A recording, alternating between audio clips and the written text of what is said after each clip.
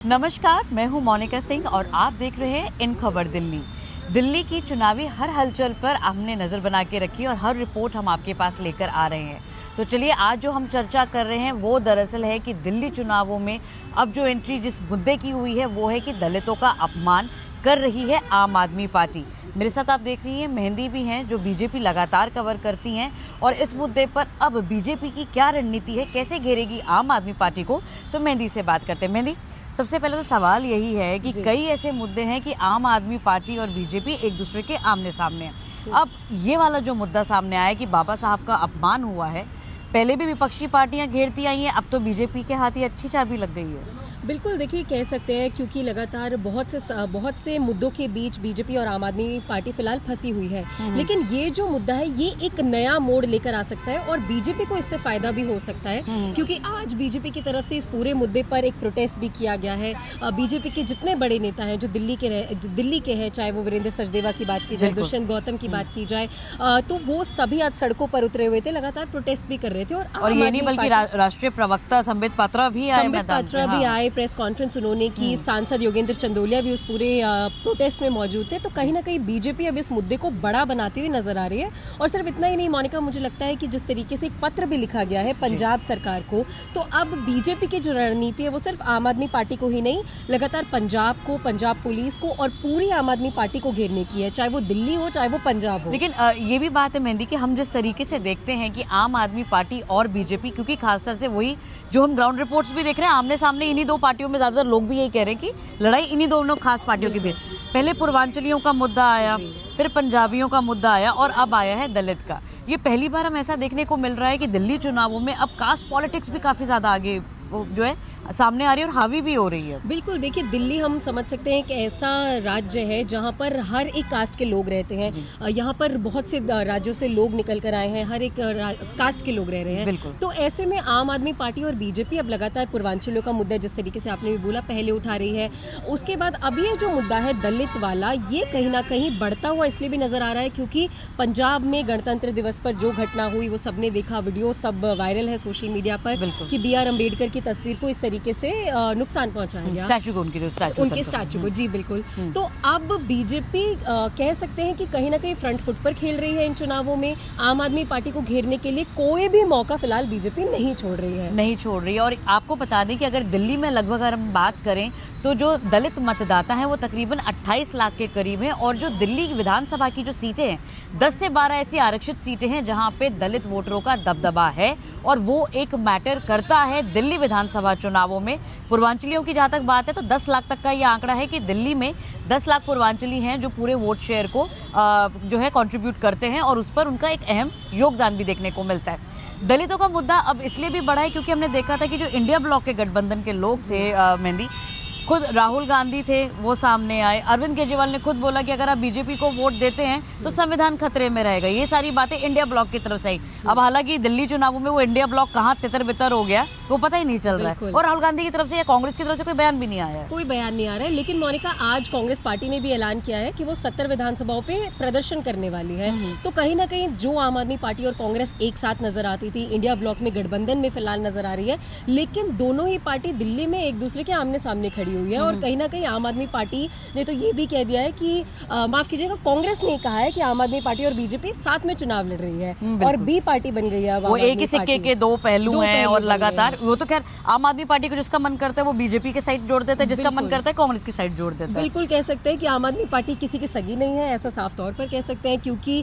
लोकसभा में जब चुनाव एक साथ लड़ा गया, विधानसभा में जब हालात दिख रहे हैं, जब एक एंटी इनकम्बेंसी फैक्टर ग्राउंड पर साफ तौर पर दिखाई दे रहा है, तो कहीं ना कहीं आम आदमी पार्टी सोच रही है कि पूरी सत्ता उनके हाथ में रहे। तो आम आदमी पार्टी किसी की नहीं है, ये साफ तौर पर क्या बीजेपी इस मामले को भुनाने में कामयाब हो पाएगी? क्योंकि हमने देखा लोकसभा चुनावों में इंडिया ब्लॉक ने तो काफी इसको पुरजोर तरीके से उठाया, फायदा भी कहीं ना कहीं मिला कि भाई आपका वोट शेयर बढ़ा, सीटें बढ़ी। लेकिन अब दिल्ली चुनावों में एक तो हम ये देख रहे हैं। अच्छा, सबसे पहले मेहंदी में से ये भी जानना चाहूंगी, बीजेपी, आज हम आपको बताएं कि आम आदमी पार्टी का मैनिफेस्टो जारी हुआ जिसमें 15 गारंटियां, केजरीवाल की गारंटियां सामने आई।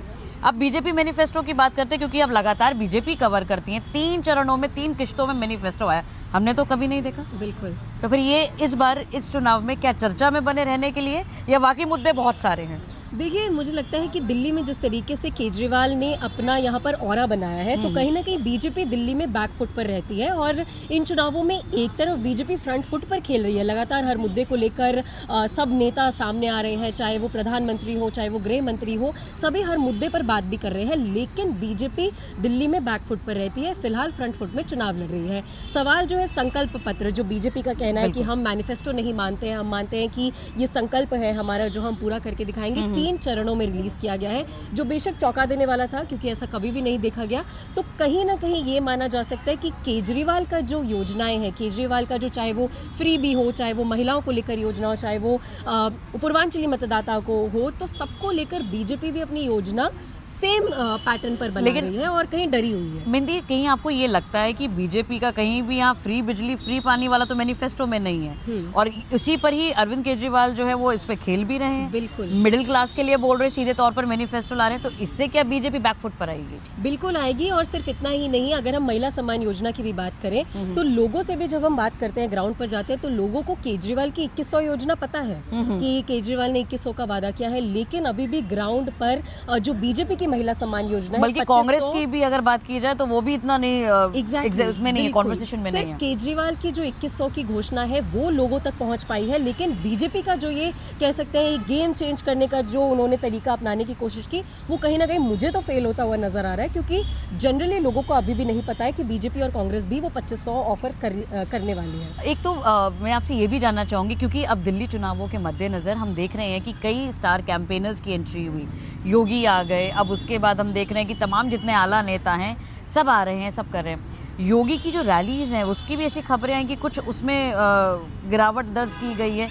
पहले 21 रैलियां होनी थी, अब थोड़ी सी जो नंबर है वो थोड़े कम कर दिए गए हैं। बिल्कुल, देखिए स्टार कैंपेनर्स की पूरी लिस्ट आई है, जितने बड़े बड़े दिग्गज हैं बीजेपी के वो सभी ग्राउंड पर उतरने वाले हैं। और बीजेपी मुझे लगता है दिल्ली को हारने की किसी भी नौबत पर फिलहाल नहीं है, क्योंकि चाहे हरियाणा हो, चाहे महाराष्ट्र हो, चाहे मध्य प्रदेश हो, चाहे उत्तर प्रदेश हो, हर एक राज्य से बड़े दिग्गज नेताओं को फील्ड पर उतारा जा रहा है। पर बीजेपी के लिए नाक की लड़ाई भी तो है, विजय रथ तो आपका यहीं रुक रहा है आगे। बिल्कुल, नाक की लड़ाई है, साख की लड़ाई है, सिर्फ बीजेपी के लिए ही नहीं, मुझे लगता है आम आदमी पार्टी के लिए भी है, क्योंकि केजरीवाल के लिए ये बहुत बड़ा चैलेंजिंग फैक्टर है कि चौथी बार उन्हें जीत दर्ज करनी है।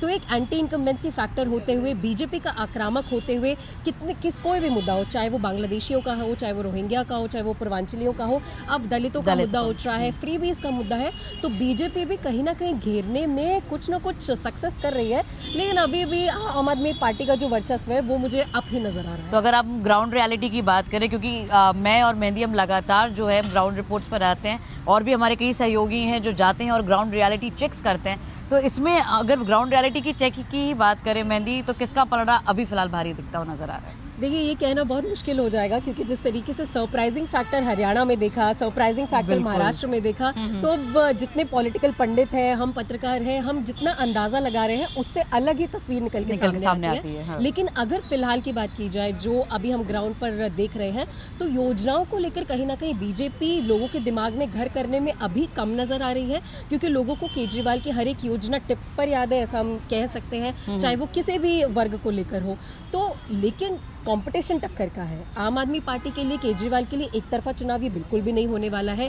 बेशक anti incumbency wave Arvind Kejriwal के खिलाफ चल रही है। नई दिल्ली, जहां से वो खुद चुनाव लड़ रहे हैं, वो इतनी वीआईपी सीट हो गई है कि 2 पूर्व मुख्यमंत्री के बेटे चुनाव उनके सामने लड़ रहे हैं, तो संदीप दीक्षित भी एक बहुत बड़ा फैक्टर है। तो ये टक्कर का मुकाबला है, और ये भी कह सकते हैं कि ये सिर्फ बीजेपी और आम आदमी पार्टी में नहीं है, ये 3 पार्टियों में, और कांग्रेस भी इसमें बहुत मुख्य रोल निभाने वाली है। तो जाहिर तौर पर, क्योंकि अब ये जो लड़ाई है बीजेपी की रणनीति को लेकर, हमने साफ देखा है कि कई स्ट्रैटेजीज जो है वो अपनाने की कोशिश कर रही हैं। हालांकि अब वो कितनी कामयाब हो पाती है वो साफ हो जाएगा 8 फरवरी को जब नतीजे आएंगे। लेकिन इतना तो बात साफ है कि जो आम आदमी पार्टी और बीजेपी के बीच में जो लगातार मुद्दों को लेकर जो बहसबाजी छिड़ी हुई है, उसमें लग रहा है कि कोई किसी से पीछे नहीं रहना चाहता, और यही कारण है कि जब भी कोई मुद्दा हाथ लगता है तो दोनों पार्टियां एक दूसरे पर ताकतवर तरीके से हमला करती हुई नजर आती हैं।